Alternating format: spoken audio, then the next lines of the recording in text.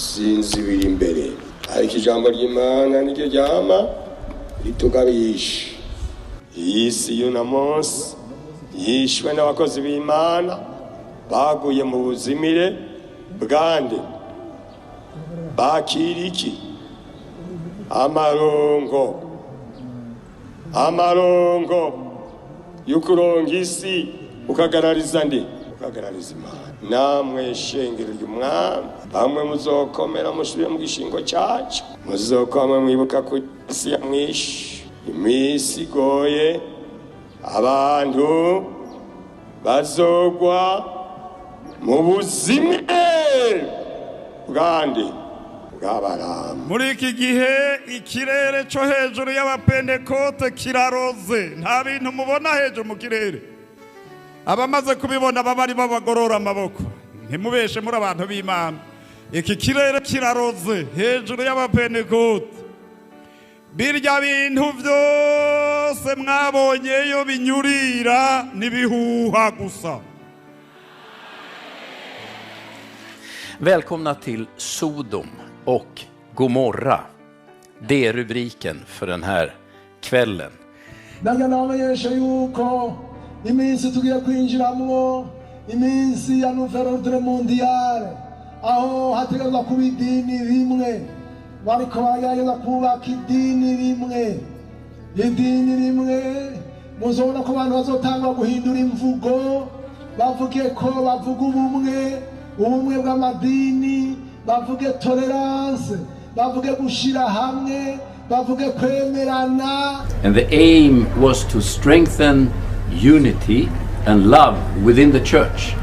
Intumbero twari dufise kwari ukubaka ubumwe kandi kugira ngo hagumeho urukundo mu ishengero ry'Imana. Iyi si irashaje igeze kure, igeze kure. Ishure ry'abarundi bose ni ishure ribategurira guca bugufi, guhariranira, gusubiza hamwe, iterambere hamwe no kuroranirwa. Tubandanye urugendo maze tugaruze umunezero Satani yatunyaze. Iki nico civugo dufise mw'ishure ry'abarundi bose, kugaruza umunezero Satani yatunyaze. Abatari bwabimenye bahora babaza ngo none Satani yatunyaze umunezero gute? Uwo munezero muvuga ko mugomba kugaruza ni umunezero nyabaki? Satani yotunyaga umunezero gute?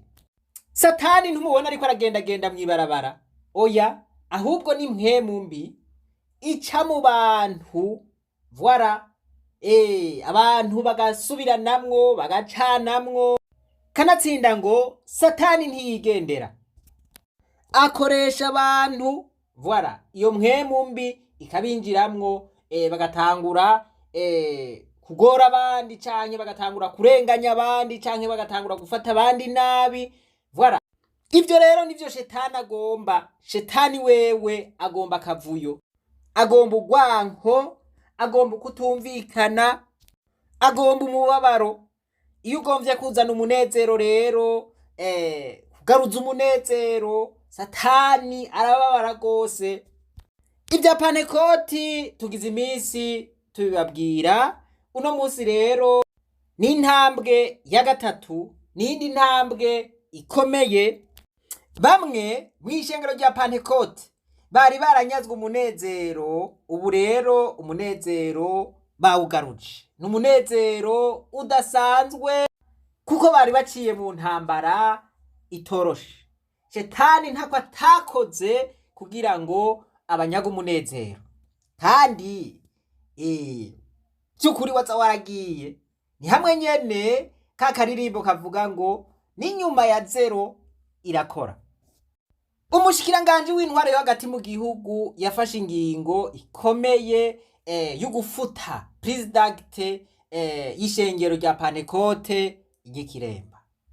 Wari umubabaro udasanzwe, karakumiro aho mw'ishengero rya Pentekote y'Ikiremba ubwanwa bwari bwafutse umunwa, basigaye biteze ico Imana ishobora kubakorera gusa, kuko karakarenganyo katagira uko gasa.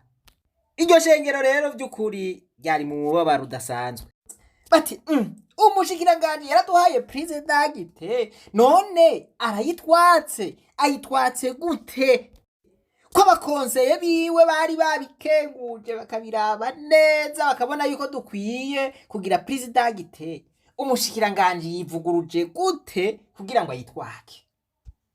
Nta muntu n'umwe yigeze atahura ivyo bintu mugabo murabizi namwe uko kino gihe bimeze wara havuga inoti wampaye inka ariko rero abanyakiremba ntibabirekeye ngaho baragize bati reka dushike hariya hejuru tubatse wara tubwire rokuru hari umupasiteri umwe yahora yigisha ngo maze ibintu birahinduka wara erega ibintu biri buhinduke wampaye inka. Hey y'all, come look at this. Wa mushikiranganji nyene yafata ya ngingo y'ugufutanganya presidagite yabo niwe yaraye asubiye gufata ingingo ibasubiza presidagite yabo no kuvuga ngo Imana ibagarurije umunezero wabo. Ubu rero abanyakiremba bari mu mazaburi indirimbo z'amazaburi kabisa indirimbo wara bari muri zaburi 30 ku murongo wa 5 gukurira korari umuntu mwijoro umaze mu gitondo impundu zikavuga wampaye inka bash uyikiremba n'impundu gusa aya mango zafwamfwaro ntibazivutsa barahuma basha.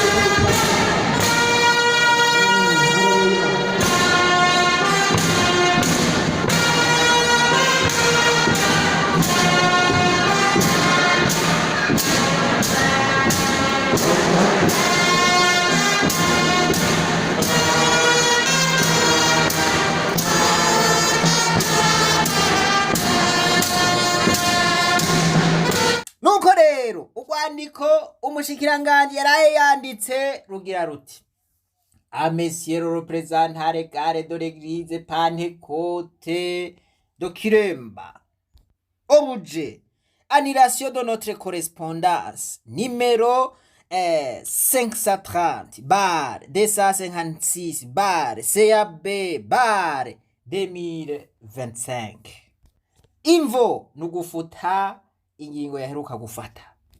Mu yandi majambo nugusubiza abanyakiremba uburenganzira yari yabatse.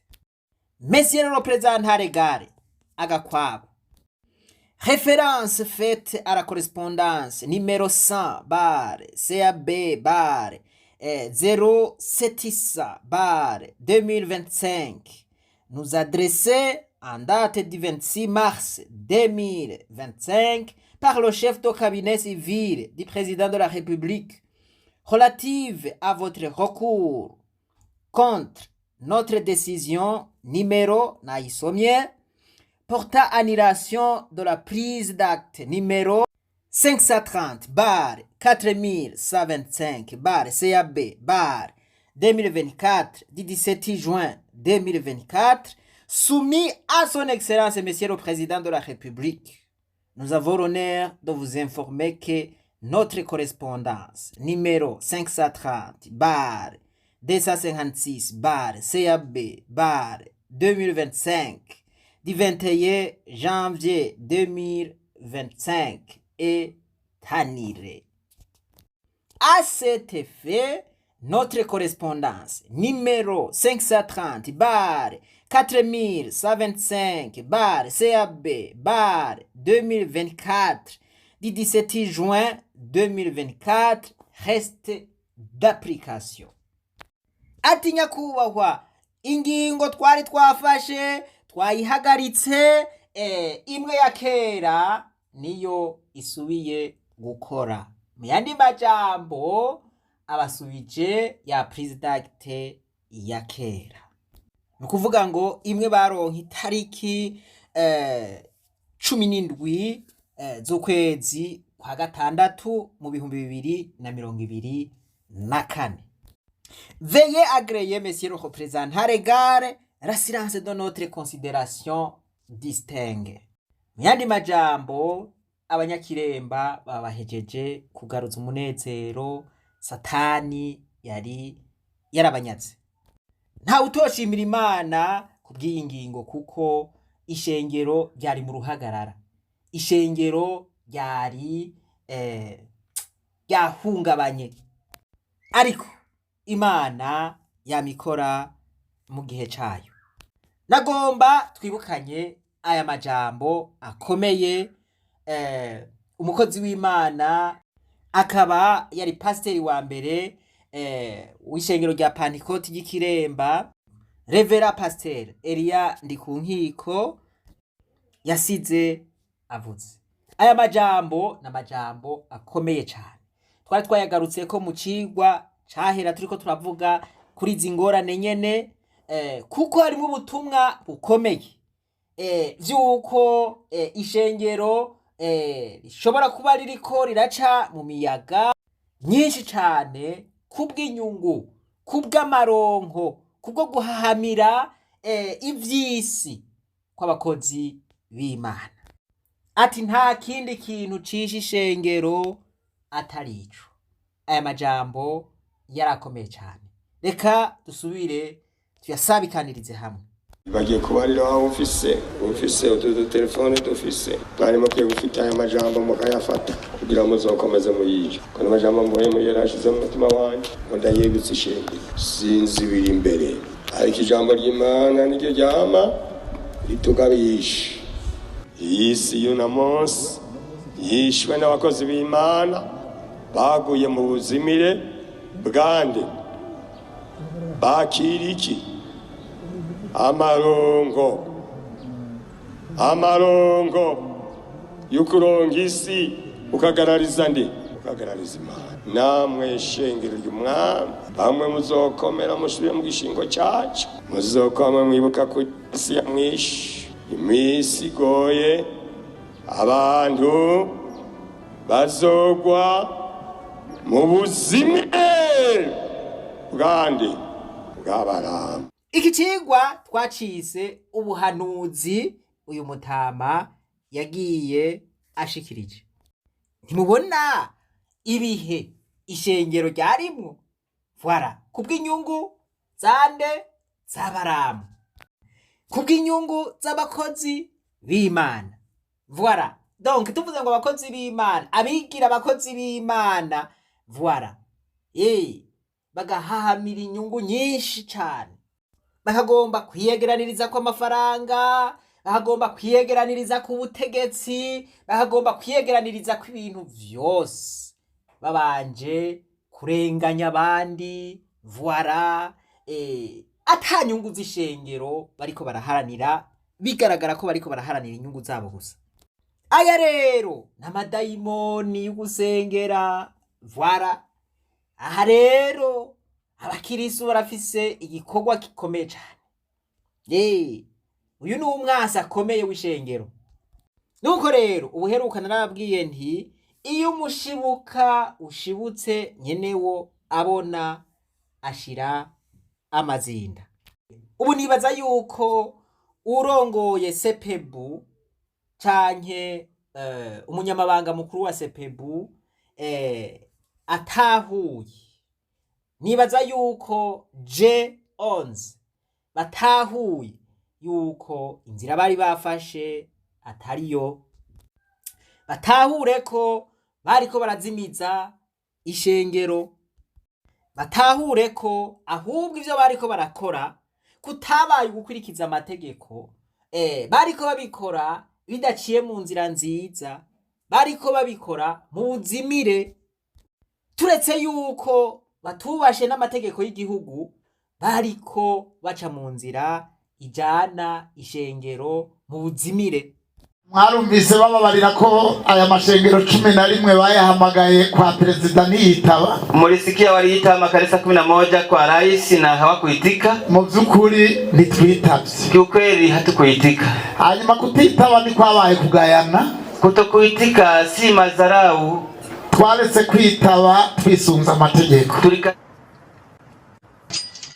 hanyuma kutitaba ni kwabaye kugayana. Kutokuitika si madharau, twaretse kwitaba twisunza amategeko. Kuko aya mashengero 11 yaracemera uburongozi bwa CPU. Makanisa ya 11 yalikuwa nakubaliana na uongozi wa CPU. Umusekretari general wa CPU twaremera ko ari waduserukira imbere y'amategeko. Mwakilishi wa CPU tulikuwa tunakubaliana kwamba ndiye anatuwakilisha kisheria. No kuvuga rero ngo iyo twitaba twebwe twese amashengero manake Voilà, ico bita inyungu murazumva. Bari kuba bamukuye. Nukuvuga ngo hakuja mukuri, haguca mu nzira zizwi n'amategeko, hakwitaba kamu kubakurira kugira ngo akemura ibibazo biri mw'ishengero, bahisemwo kuja ku ruhande uriko aharanira inyungu ziwe. Voilà, inyungu zabo zije hejuru y'inyungu z'ishengero.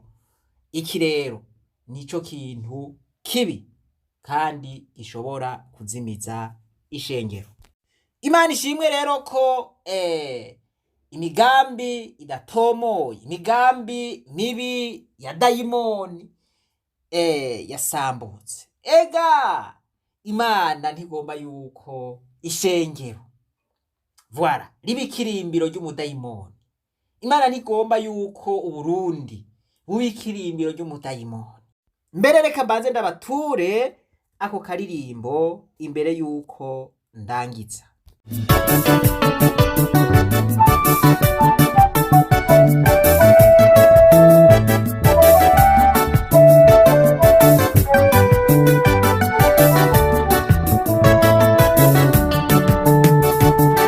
Urukundo Imana yakunze abari w'isi, ariko gwatumye itanga umwana wayo w'ikinege, kumwizera wese ntapfe rubi, ariko ahabwe ubugingo budashira. Urukundo Imana yakunze abari mw'isi, ariko gwatumye itanga umwana wayo w'ikinege, kumwizera wese ntapfe rubi, ariko ahabwe ubugingo budashira. Kuko Imana ntigomba yuko Uburundi buhinduka ikibuga c'abadayimoni. Iradukunda. Kuko Imana ntigomba yuko Uburundi buhinduka ikibuga c'abadayimoni.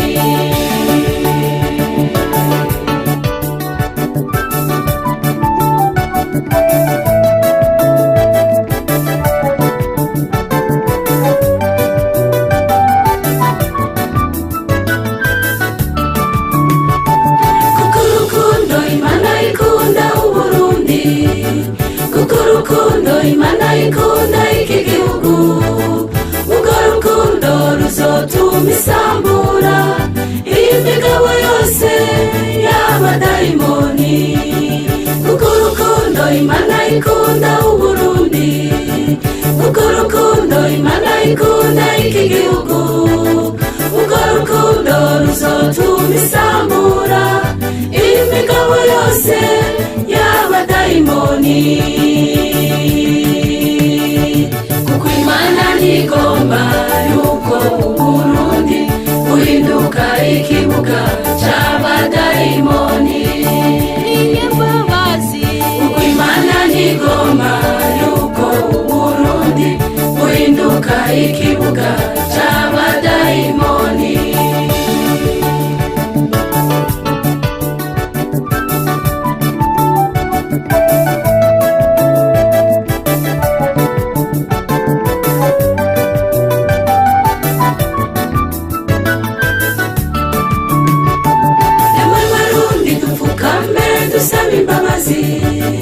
Tubwire Imana tutitwara gucumuyeko.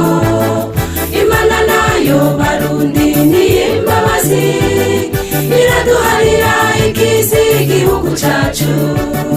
Emwe Barundi dupfukame dusaba imbabazi, tubwire Imana tuti twaragucumuyeko imana nayo barundi n'imbabazi iraduharira ikizi igihugu cacu kuko imana ntigomba yuko uburundi buhinduka ikibuga c'abadayimoni iradukunda kuko imana ntigomba yuko uburundi buhinduka ikibuga c'abadayimoni yarabisezeranye kuko imana ntigomba yuko uburundi buhinduka ikibuga c'abadayimoni nimuze tutizere kuko imana ntigomba yuko uburundi buhinduka ikibuga c'abadayimoni imana itabesha kuko imana ntigomba yuko uburundi buhinduka ikibuga c'abadayimoni.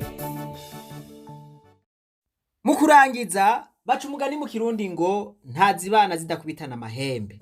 Ibi byarashitse ariko bihe icigwa abakirisu bo mu ishengero rya Pantekote. Twebwe rero ngaha mu ishure ry'abarundi bose twigisha kuvuga ukuri, gusubiza hamwe no kurekurirana. Voilà. Rero ntitworangiza tudahamagariye abapasiteri canke abarongozi bo mu ishengero rya Pantekote bo b'amashengero 11 guhura n'abarongozi bo muri G4 canke abarongozi bo mu ishengero rya Pantekote bo muri aya mashengero 4 kugira ngo ikicuka cagomba kibashikaneyo bakirangize, kuko bakaguma muri ibi bintu vyo gutegana imyereka y'ugukura mwaba y'ukubera intambamye bariya, ivyo bintu bizoshikanayo ishengero. Intama barongoye zizocanganyikirwa zirangirize kuzimira. Ivyo rero ntavyo twokwipfuriza ishengero, nuko aba bantu bohurira hamwe bakicarana bakabona ico ikicuka cavuyeko, bagaca bugufi bakareka guharanira inyungu zabo gusumba inyungu z'ishengero. Abihaye ububasha batabufise basubiza ibintu mu buryo, kandi abishize hejuru bicishe bugufi. Bitagenze uko naho none bosubira kutwigisha iki? Bosubira kutwigisha guca bugufi gute? Ntivyokunda. Bosubira kutwigisha gusonera abakuru kandi nabo batabasonera? Ntivyokunda. Nico gituma babwirizwa kwicarana bagakemura ibibazo vy'ishengero. Nuko Imana yo mwijuru nibampezagirire cane, ntimwibagire kugira subscribe, j'aime na partage kw'ishure ry'abarundi bose. Turafise n'umugambi tugomba gukora, umugambi twise tubana amahoro. Ivyo murazi yuko bisanzwe biri mu ijambo ry'Imana. Muri uwo mugambi twipfuza kuza turakemura abantu tubicishije mu dukino ikaba nkina nkebura. Voilà. Hamwe dukebura abantu mu bisata vyose tutabanje kubadomako urutoke, bonyene bagaca bikosora canke bagaca bahinyanyura ivyo bariko barakora. Uwo mugambi rero twifuza kuwukora mu buzima bwose bw'igihugu, haba mu mibano, haba mu migenderanire, haba mu rudandazwa, haba mu vy'indero, eka ubuzima bwose bw'igihugu. Ivyo amashengero navyo nyene ntawo vyibagira. Abakozi b'Imana turifuza kubaha impanuro tubicishije mu dukino. Voilà. Turasavye rero muterere uwo mugambi bantu b'Imana, kuko uwo mugambi ni mwiza cane. N'umugambi uzotuma ibibazo bikemuka bitarashika kure. Mwiyumvire namwe usanzwe uri kurakora amakosa, ayo makosa ukazubona akinywe mu gakino batavuze izina ryawe, ukabonye nawe wogira uti ibintu reka ndabihagarike kabisa. Twifuza gukebura abantu mu rukundo mu bwenge baba abato canke abakuze. Turabasavye rero uyu mugambi twitiriye tubana amahoro mu ushigikire. Ahari akarenganyo, ahatari amahoro nta n'iterambere rishoboka. Uko umuntu wese rero yobutahura hanyuma akawushigikira, tuzobishima kuko ni ku nyungu ya twese, ni ku nyungu y'igihugu muri rusange. Imana ibaduhezagirire cane.